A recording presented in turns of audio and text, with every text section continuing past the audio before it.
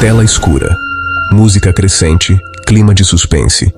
Na madrugada digital, dois nomes se encontram frente a frente.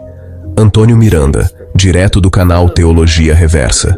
Jason Ferrer, ex-pastor, fundador do canal Além da Fé e autor de Por que Jesus Mentiu sobre a Sua Segunda Vinda. E agora, esse encontro histórico chega até você aqui, na Rebelião Ateísta. Spoiler sem anestesia. Jason foi direto. Comparou Moisés e outros heróis bíblicos a verdadeiros terroristas e mostrou como a própria Bíblia bate de frente com a Constituição e os direitos humanos. Este corte não é para os fracos de mente. Respira fundo. O espetáculo começa agora. Fala aí, galera, sejam todos muito bem-vindos a essa super live aqui no canal Teologia Reversa, e dessa vez com ele, o meu grande amigo Jason Ferrer. Aqui eu tive a honra, o prazer inenarrável de estar fazendo o quê? O prólogo do livro dele, cara, maravilhoso aqui. Ô Jason, seja muito bem-vindo, tamo junto, cara. Jason, pra quem não te conhece, meu amigo, meu irmão, você faz um trabalho incrível, você vai lá na igreja, você bate de frente lá com o Valdomiro, você foi na pastora Nadir, mostram pra ela o inferno, os caramba quatro, mas não mostraram um ateu na frente dela, não mostraram um ateu na frente de Valdomiro. Então você faz esse trabalho nas ruas, é incrível, perguntando às pessoas, fazendo aquelas entrevistas, né, se elas deixariam o filho com o casal Nardoni ou com o ateu, e as pessoas falam o casal Nardoni ao invés de falar com o ateu, né? Então, meu irmão, seja muito bem-vindo, uma ótima noite. É um prazer inenarrável estar aqui com você. Antes de mais nada, galera, você quer ter o livro do Jason nas suas mãos, o livro que o prefácio está feito aí, ó. O prefácio é desse que vos fala, meus irmãos, meus queridos, né? Então aqui, ó, esse é o contato dele. Jason, se apresenta aí pra galera, meu querido. Bom, em primeiro lugar, eu quero muito te agradecer, Antônio, porque, acima de tudo, acima de um amigo de confiança, de longa data, já são quase 5 anos que a gente está ininterrupto, né, no YouTube, com uma amizade que passa cada vez mais forte, né, mais digna, mais robusta, né? Nunca te dei motivos para que você pudesse se decepcionar comigo, nem você. E vice-versa, né? Então, é uma pessoa que me deixa à vontade num canal. A gente teve grandes participações juntos. Eu me afastei um pouco, né, das lives por uma questão um pouco de ansiedade generalizada, depressão e algumas outras coisas. E também parei para poder escrever meu livro, Porque Jesus Mentiu sobre Sua Segunda Vinda, uma tese que eu levantei aqui. O Antônio me deu aqui a honra de fazer o prefácio do livro, gente. Rapaz, o prefácio. Esse aqui não sai da minha prateleira aqui, ó. Esse aqui é aqui, meu irmão. Eu me sinto honrado, viu, Antônio? Honrado mesmo em ter a sua amizade, em ter o seu público, certo? E eu sou o Jason Ferrer, sou o apresentador de um canal no YouTube chamado Além da Fé. Só colocar Além da Fé, que você já conhece, tá? A minha proposta, na verdade, é realizar enfrentamentos sociais, deixa eu só abrir aqui um pouquinho, realizar enfrentamentos sociais, né, religiosos, principalmente denunciar líderes religiosos que se aproveitam da fé alheia, que se aproveita da vulnerabilidade, da carência, se aproveita de tudo para arrancar o que essas pessoas têm de esperança. Quer dizer, o pouco de esperança que essas pessoas têm. Então, meu canal serve exatamente para isso, para fazer esse embate social e levar consciência e maturidade social e religiosa para as pessoas. Fantástico, né, galera? Então, o Jason, ele realiza durante anos um trabalho de enfrentamento e de questionamento, não é enfrentamento com violência, coisa do tipo, é enfrentamento dentro do campo das ideias, do questionamento, e eu tenho certeza que todos que se permitirem experimentar uma leitura de um livro do Jason, assistir alguns vídeos do Jason, vão ter ali uma profunda reflexão sobre o que é a Bíblia, sobre o que é esse livro, né, que muitos dizem ser santo e que de santo não tem nada.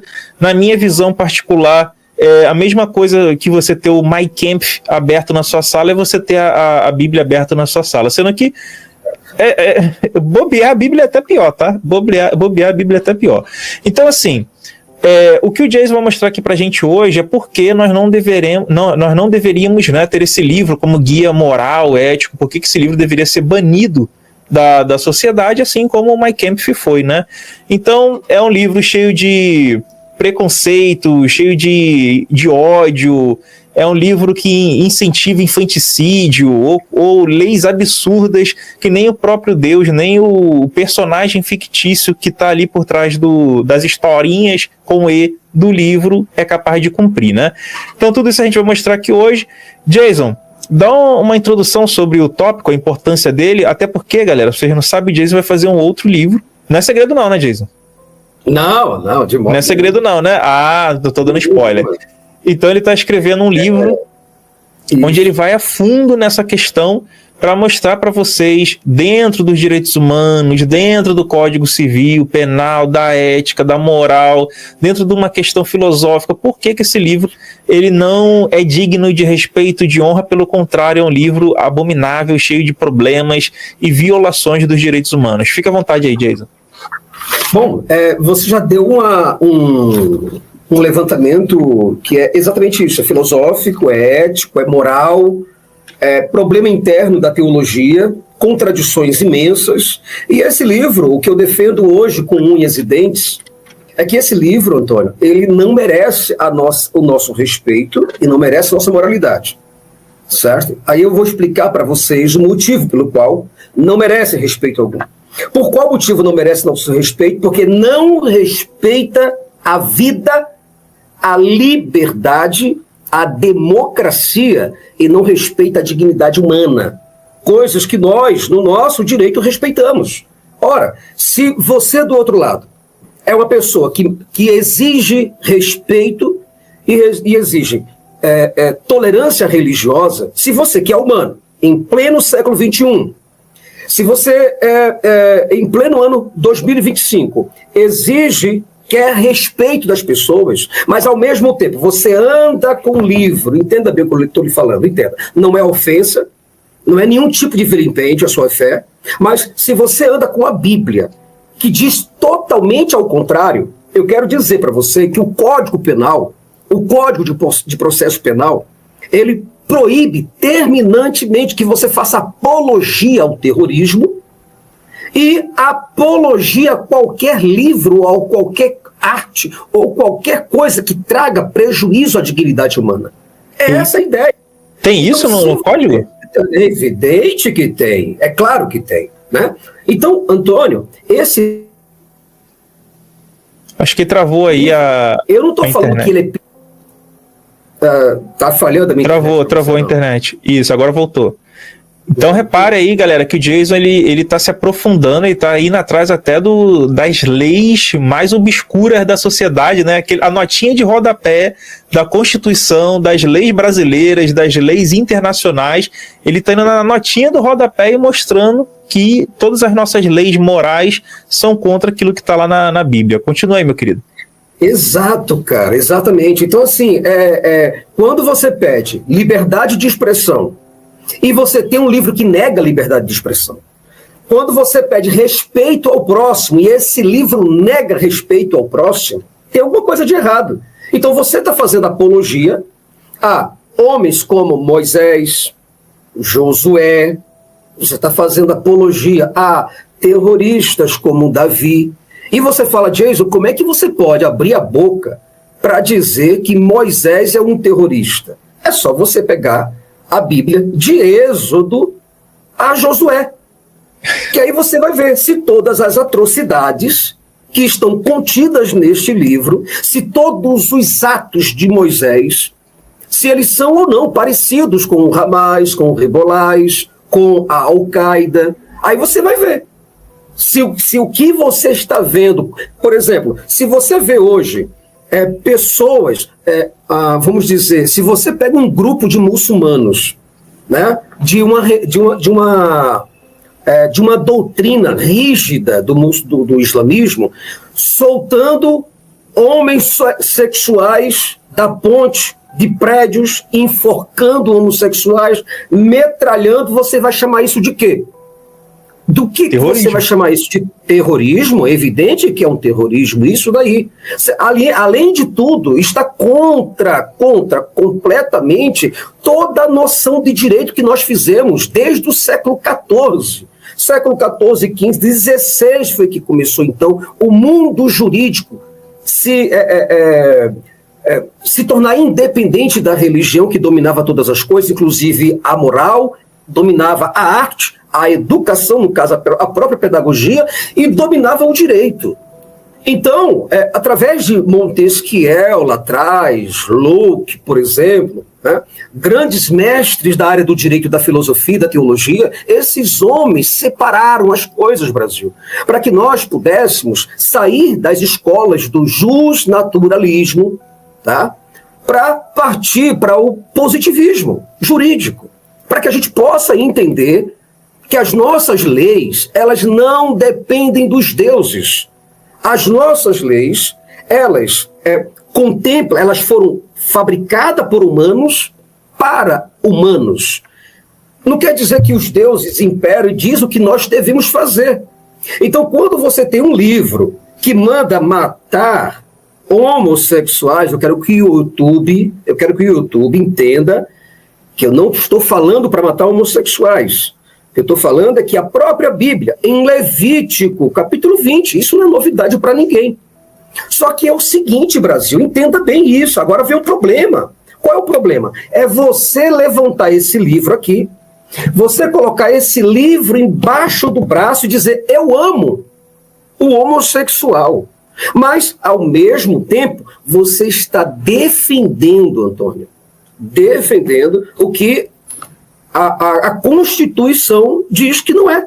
Por exemplo, existe igualdade e vida. Logo no artigo 5º, é só você abrir, pega um vade-mecum, pelo amor de Deus. Tá? Quando eu falo pelo amor de Deus, é metaforicamente falando. Tá? Para que as pessoas possam entender. Pega um vade-mecum, ou pega, por exemplo, uma Constituição que você tem em casa. Você vai ver que a Bíblia, ela colide. As duas não tem como andarem juntas. Ou você obedece aos homens, ou você obedece a Deus. Mas se você obedecer a Deus, você vai preso.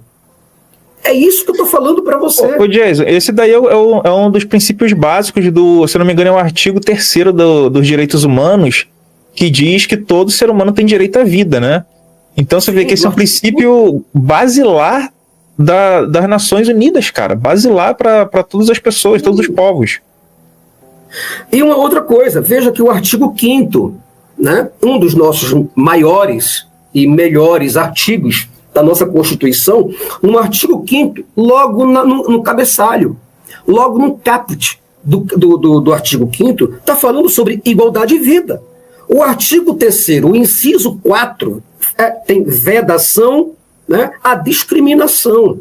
Se você discrimina homossexuais, você está sendo anticonstitucional.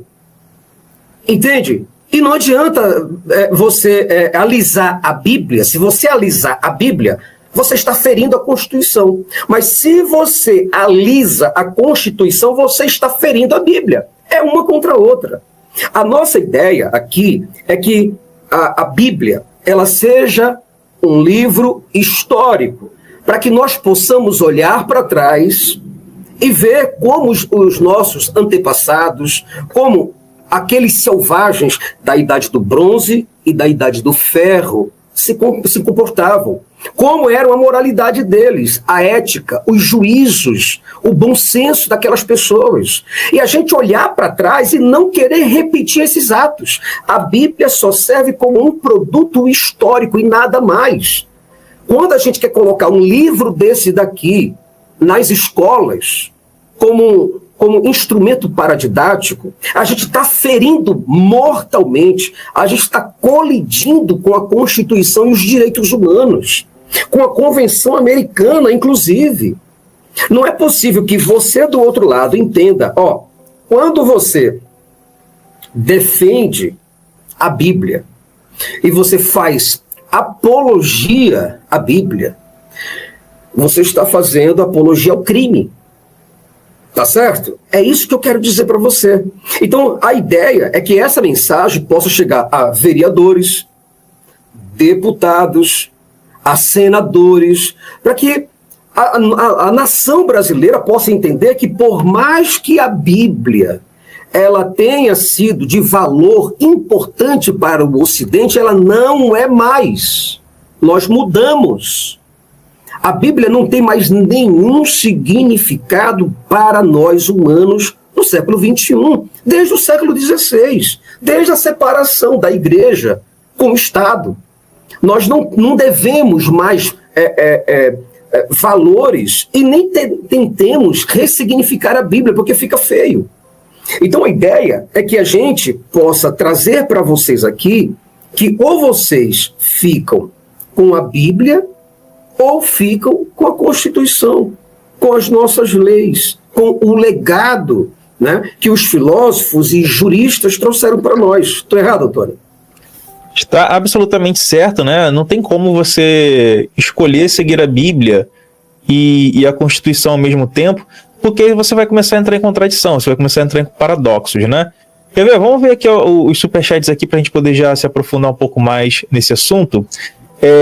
Hoje é o melhor dia, falou assim, a Trindade, Jason, Sabine e Miranda. Pois é, né, cara? O Zé falou assim, ó. Qual a visão de vocês sobre Ananias e Safira não ter dado todo o dinheiro aos apóstolos e morrido de forma instantânea, né? Os pastores usam o texto para extorquir o povo. Antes do Jason falar as implicações legais, jurídicas desse texto, é só o crente, se o crente ele pudesse refletir sobre essa questão muito interessante do Zé, ele deveria pensar assim, por que meu pastor que está pedindo para eu dar dinheiro, ou seja, está roubando em nome de Deus, por que ele não é fulminado na hora? Por que muitos desses picaretas da fé que estão usando o nome de Deus... Foi preso agora um cara aí que estava pedindo dinheiro em nome de Deus no Pix, no WhatsApp, pra velhinha. Então, presta atenção, se isso aqui existisse de fato, se isso fosse real, e Ananias e Safira fosse real, esse caso, e não uma história inventada, então todos esses vagabundos da fé seriam fulminados instantaneamente. Por que o pedófilo, o padre, o pastor que está abusando de criança, ele não é fulminado instantaneamente? Igual a Ananias e Safira foi. Então, só de você pensar nisso, você já vê que não faz sentido a historinha com E, né, que eu tô falando, não é a historinha com H. Então, a historinha com E não faz sentido. Então, se você refletir, você vê que, cara, isso aqui é um absurdo. E outra coisa, você tá meio que obrigando um casal a dar o dinheiro dele, ou dar o dinheiro todo ou morre. Aí, Jason, quais tipos de crime, de implicações jurídicas legais se enquadrariam nisso aí, meu querido? Quando a gente tem, por exemplo, essa questão de uma pessoa, por exemplo, né, dar o dinheiro, né, e o que aconteceu, na verdade, foi a questão, não foi de uma mentira, o que Ananias e Safira fez. O que eles fizeram foi uma omissão. Eles omitiram um valor. Então, a pena que deram para eles, né, para o casal, primeiro, foi sem o devido processo legal. Olha isso aí. Não teve devido processo legal, porque Deus não pensou nisso. Aí não teve a proporcionalidade jurídica da pena. Veja, como é que nós, seres humanos, para um crime desse, qualquer juiz liberaria a pessoa tranquilamente e diria que ela não deve nada aos apóstolos. Elas não são obrigadas, não existe um contrato entre Ananias e Safira para dar dinheiro para os apóstolos. É claro e é evidente que essa história jamais aconteceu. São histórias simbólicas, né, para que traga reflexão para uma igreja de que determinada coisa... É igual aquela história da adolescente que foi sair com o carro e falou que Deus não caberia dentro do carro e só no porta-malas. Né? A história do soldado que foi ligar o carro ligou, só que ele não estava com motor. Exatamente. Então a história de Ananias e Safira, Antônio, eu não estou te ouvindo bem, está travando aqui alguma coisa. Não, para mim aqui está tudo normal, cara. Eu acho que para a galera também está normal. Está tudo tranquilo. Eu espero que o pessoal possa dizer alguma coisa. Pessoal, tá legal aí? Tá bacana? Então, a história, meu irmão, de Ananias e Safira não é algo que seja corrente. É uma lenda urbana inventada pelos autores do texto do Novo Testamento para levar temor, para levar reverência e para dizer que Deus castiga, né? Qualquer tipo de ação, ainda que seja uma simples coisa, uma banal coisa, o Espírito Santo está ali vendo todas as coisas e pode te fulminar, né? Então, mas é evidente que se isso acontecesse nos dias de hoje, né, uma pessoa executasse a outra porque ela ouviu um sussurro de Deus, e a alegação seja essa, ela seria, com toda certeza, criminalizada e qualificada, né? Seria um crime hediondo qualificado. Ou talvez até triplamente qualificado, porque eu acho que até eles esconderam o corpo da pessoa, né? Ainda tem isso, né? E deixa eu te fazer uma pergunta. Quando um picareta vagabundo desse pastores aí que ficam pedindo para pessoas que estão com câncer terminal, alguma doença terminal, ou alguma doença que é grave, mas não é terminal, e manda essa pessoa parar o tratamento e dá o dinheiro para eles, isso também não se enquadraria em algum tipo de crime no Código Penal, coisa parecida? Com certeza, isso daí é o código 171, conhecido mundialmente ou nacionalmente, né? Então é um crime de charlatanismo, onde as pessoas se utilizam... Estelionato, né? De crendices, exatamente, se utiliza de crendices para se aproveitar das pessoas para o bem próprio. Isso quer dizer que, se o teu pastor vive melhor do que você, se teu pastor tem segurança, mora nos melhores metros quadrados, tem as melhores casas, anda nos melhores carros, e você que é ovelha daquela religião, ou daquela denominação, ou daquele ministério, você não vive algo semelhante, é porque você está caindo num golpe. É como aquelas pessoas que pedem para você jogar o tigrinho e diz, eu ganhei. Mas se você não ganhou, aí eu acho que tem algum problema com o teu jogo aí. Eu acho que é você que não está sabendo jogar. Então, é você que está com uma fé diminuída, você que está com pouca fé. Então, isso é um ato de estelionato, charlatanismo, né? Curandismo. As pessoas dizerem que, se você trouxer, Deus vai abençoar. Mas qual é a garantia? Tem garantia nisso? Se não tem garantia, fere até o Código de Defesa do Consumidor. Fere o Código de Defesa do Consumidor. Porque, de qualquer forma, a pessoa que está pegando do seu bem, do seu dinheiro, da sua conta de luz, da sua conta de água, certo? Do seu mantimento, acreditando piamente que existe uma entidade exigindo aquele valor, e a pessoa, confiante nisso, cai na conversa daquela pessoa, então essa pessoa está induzindo a outra ao erro. É como se você colocasse alguém nos teus braços e jogasse essa pessoa no precipício. Então isso é condenável pela lei. Mas qual é o grande problema? O grande problema é que eu, Antônio, e você do outro lado, estamos com a boca aberta, escancarada, cheia de dentes, esperando apenas a morte chegar e não fazemos nada com isso.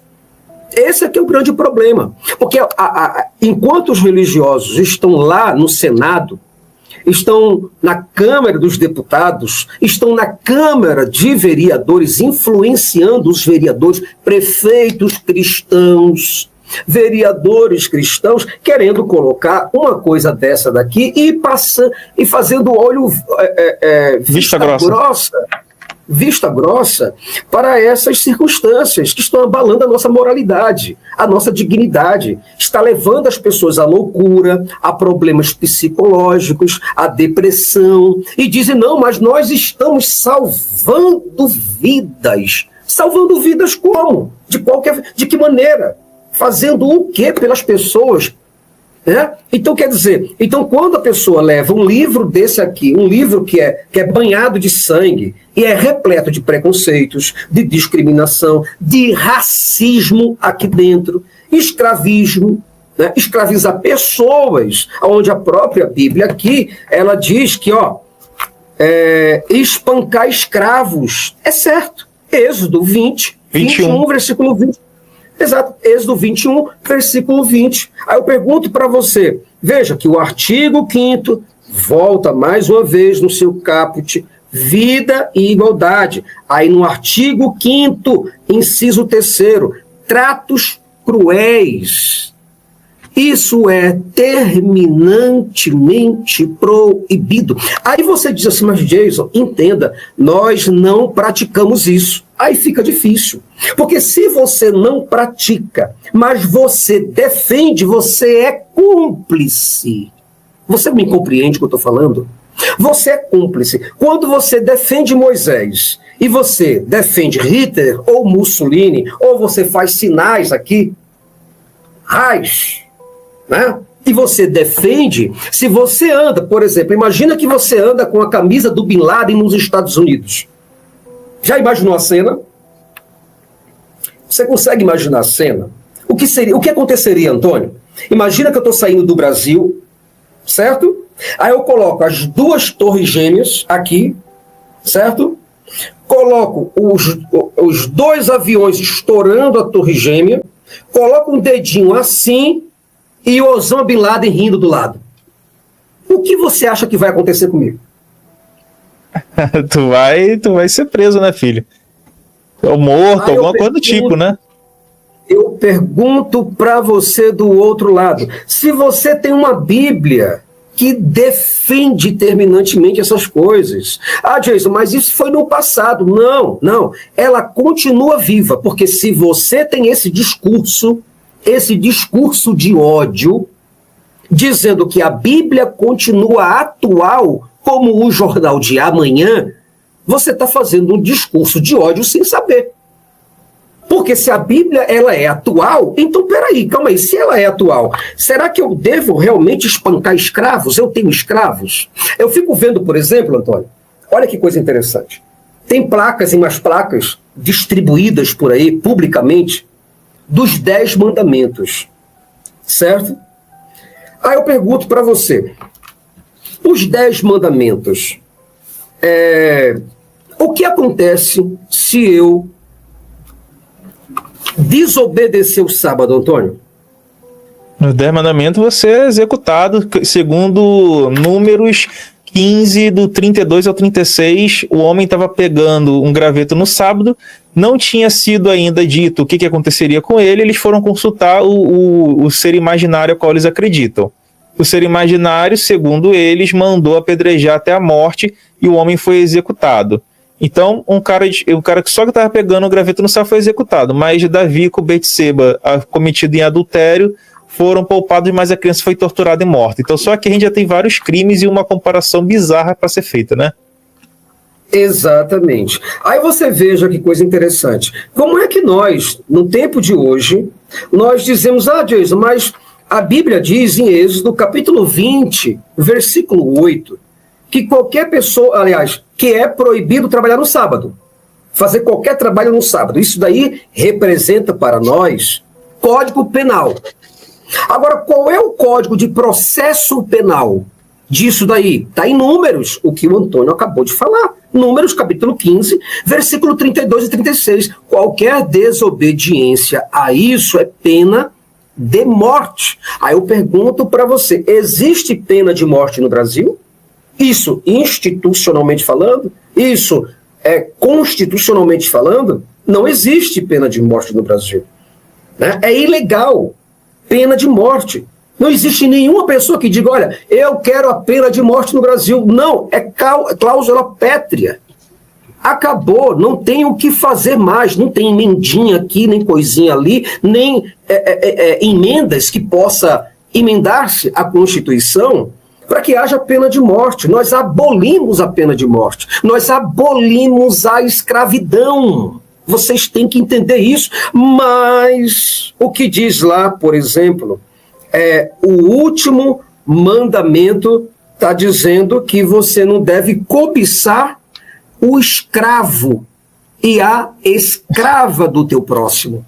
Cara, como é que isso está na praça pública, Antônio? Na praça pública, eu estou vendo que é proibido. Cara, eu não sei o que há na cabeça das pessoas. Porque, veja, se está dizendo ali um código penal, é penal, isso é lei, cara, lei. É proibido você cobiçar a escrava do teu próximo e o escravo do teu próximo. Tá? Beleza, tranquilo. Aí eu digo, tá, e se eu cobiçar, o que acontece? Né? E outra, eu tenho escravos? Não. Então, cara, os 10 mandamentos são atuais? Não. Eles representam alguma coisa para nós? Não.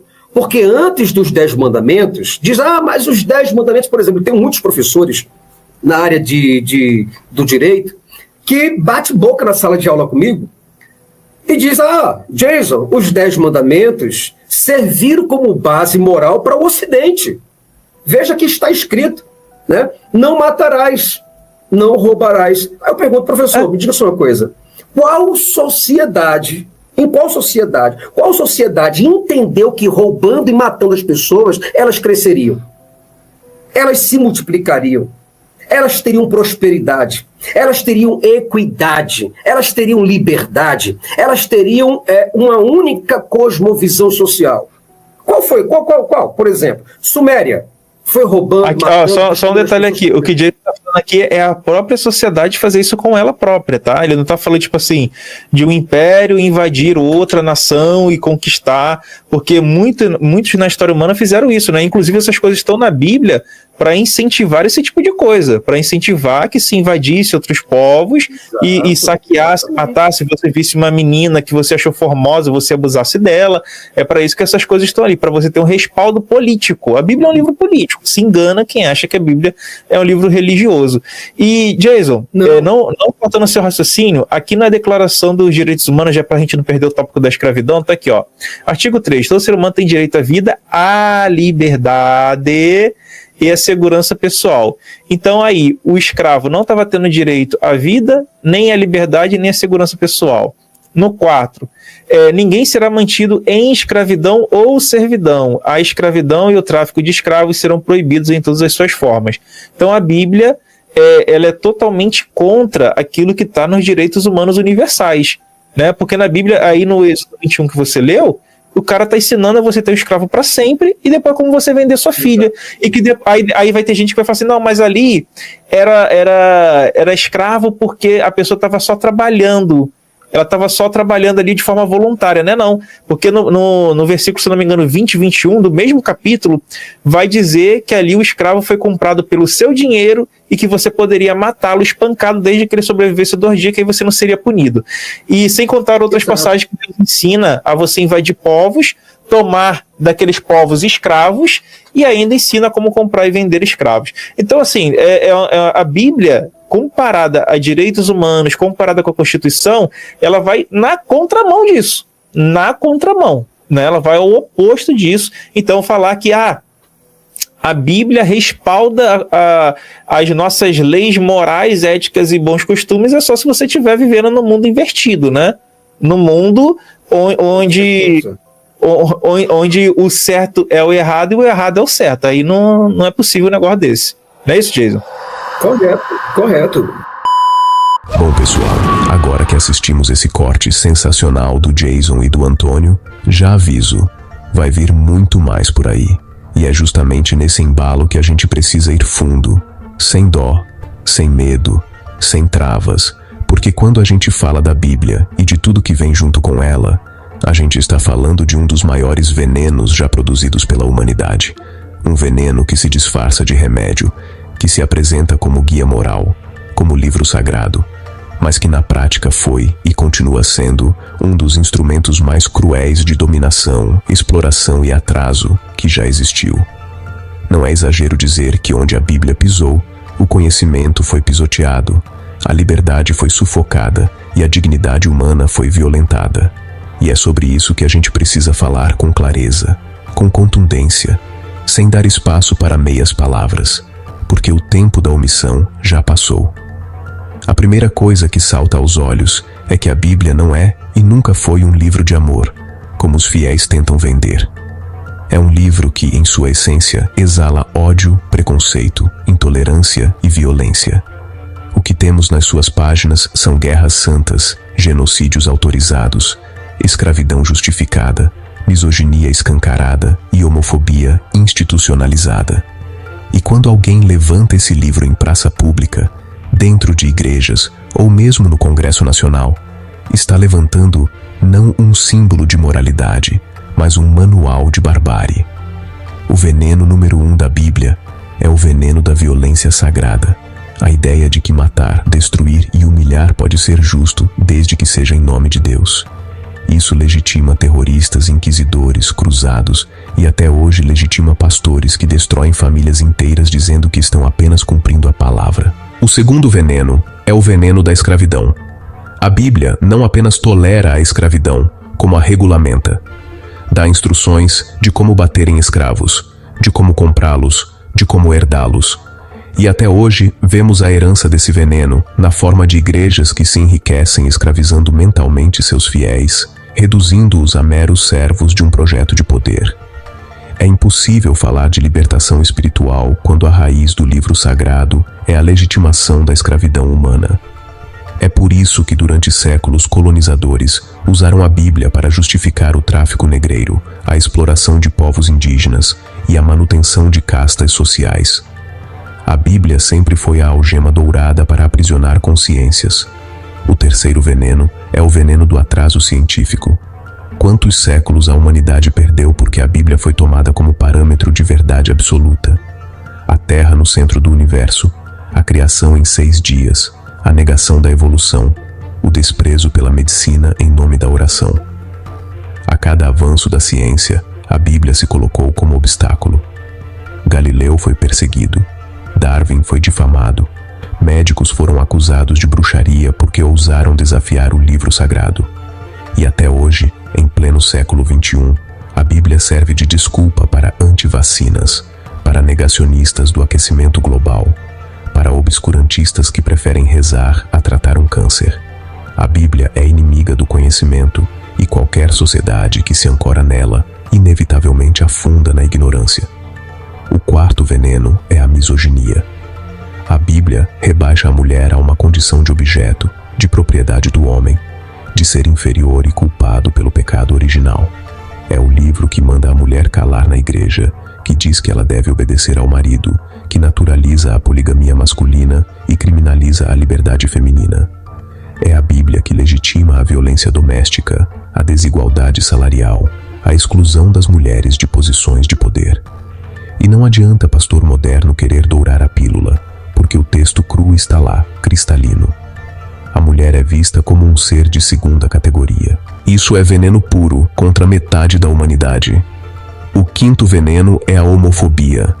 Nenhum livro em toda a história foi tão usado para justificar perseguição, agressão e até assassinato de pessoas LGBTQIA+, quanto a Bíblia.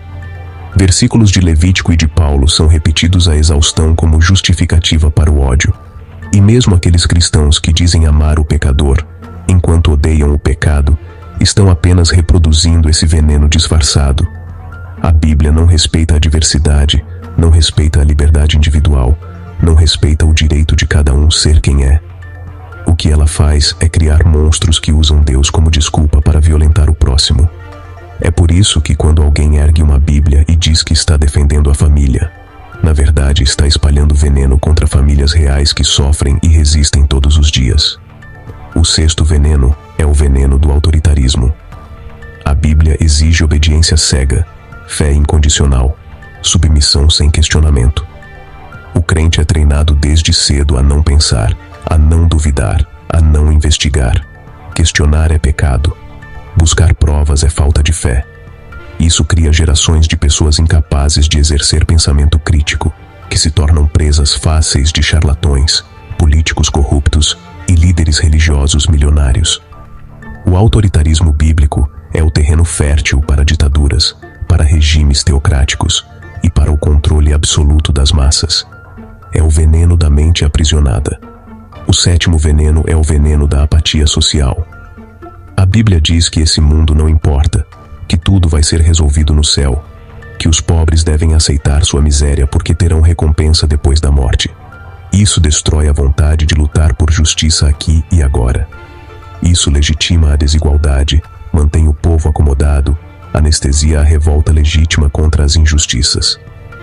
pastores milionários vivem nababescamente enquanto seus fiéis passam fome. E tudo disso se sustenta porque a Bíblia ensina que sofrer é virtude e que a obediência será recompensada na eternidade. Esse é um veneno que mata a esperança verdadeira e mantém as pessoas ajoelhadas diante dos exploradores. O oitavo veneno é a desumanização. A Bíblia divide o mundo entre escolhidos e rejeitados, salvos e condenados, filhos de Deus e filhos do diabo. Isso cria uma mentalidade tribal, maniqueísta, em que o outro é sempre inimigo, sempre alvo de ódio, sempre alguém a ser combatido. Esse veneno alimentou cruzadas, inquisições, perseguições e até genocídios. A cada vez que um fiel olha para quem pensa diferente como inimigo de Deus, o veneno da desumanização escorre das páginas da Bíblia para o coração humano. É impossível construir uma sociedade justa com base nessa lógica venenosa. O nono veneno é o veneno da mentira institucionalizada. A Bíblia é cheia de contradições, absurdos históricos, invenções literárias, mas é vendida como palavra infalível. Isso cria uma cultura de mentira, onde líderes religiosos se sentem autorizados a enganar em nome de Deus. Prometem curas, prosperidade, milagres, quando sabem que nada disso está garantido. O povo é enganado, extorquido, manipulado, e tudo isso com a Bíblia na mão, porque ela legitima a mentira como se fosse fé. A Bíblia é o alicerce de um dos maiores sistemas de estelionato da história humana. E o 10º veneno, talvez o mais devastador de todos, é o veneno da culpa. A Bíblia joga sobre o ser humano o peso do pecado original, a ideia de que nascemos culpados, indignos, sujos, e que só através da submissão a Deus podemos ser perdoados. Isso destrói a autoestima, corrói a saúde mental, cria gerações de pessoas ansiosas, depressivas, atormentadas por medos imaginários de inferno, demônio, maldição.